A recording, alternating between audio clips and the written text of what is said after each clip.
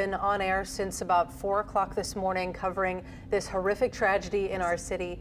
We know now that there are 15 people who died from this incident and more than 30 who are injured and in the hospital tonight. That includes 2 police officers who were shot by that suspect. Yes, those 2 police officers are expected to be okay. That's the word from the New Orleans Police Department.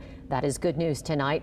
However, 30-plus people still are suffering in the hospital or with their injuries at home.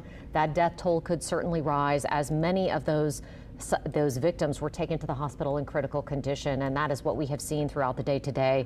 That number has gone from 10 to 15 this evening. Now, the FBI is leading the investigation into this, and we just heard President Joe Biden from Camp David make an address to the nation about what happened here in New Orleans. The president said that hours before this attack in New Orleans, the FBI told him that the suspect, Shamsud-Din Jabbar, 42-year-old man from Texas, that he posted a video sympathetic to ISIS on social media. Now, this suspect is a 42-year-old man. He is a U.S. citizen from Texas, and this is his passport photo, which CBS News has obtained here. If you have any information about this suspect, anything that you think could help investigators, you should call that phone number on your screen, 1-800-CALL-FBI, or you can go to the website there, tips.fbi.gov. And the FBI put this photo out because they wanted people to use it to give them information about things, interactions that they've had with this man over the last few days, anything that they could possibly know about him and his possible ties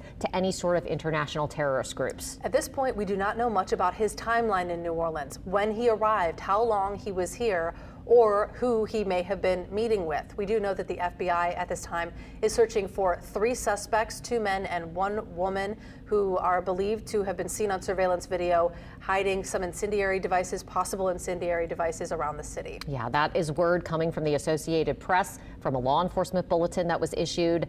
They have been reporting that throughout the day, that is one of the things and leads that the federal investigators, local investigators, state investigators are looking into. Now, he did have an ISIS flag attached to the truck when he made his way up Bourbon Street. The truck did appear to be rented from a car sharing app out of Texas, which we know is also where they have another active scene, an active investigation going on tonight. There are now at least 3 scenes that the FBI is taking a look at. The first is that scene on Bourbon Street where all of this happened. The second is a home in the St. Roch neighborhood, a little less than 2 miles away from the scene on Bourbon Street. And the third is that home in Houston. That's the address where he was previously living. There are actually 2 different scenes in Houston as well.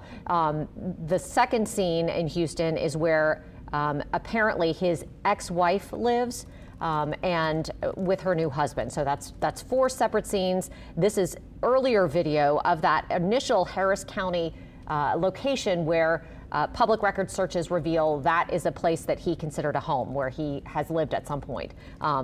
And so you see there on your screen what was happening with a SWAT standoff there. What it is a main house, according to investigator David Hammer and his reporting. There's a main house there, and then there's a series of trailers that are also on that same site. So what the makeup of that home is, who lives there, why the FBI have surrounded it, you would assume it's because they're curious whether or not there's any more evidence in that house. A lot of improvised explosive devices used here, a lot of pipe bombs and homemade weaponry. So you would think that they would be looking to see where those things were put together. And in addition, if there's any evidence at those homes of who these other 3 accomplices, alleged accomplices, might be as they search for those other suspects in this case. Absolutely. So much unfolding hour by hour, minute by minute, and we've been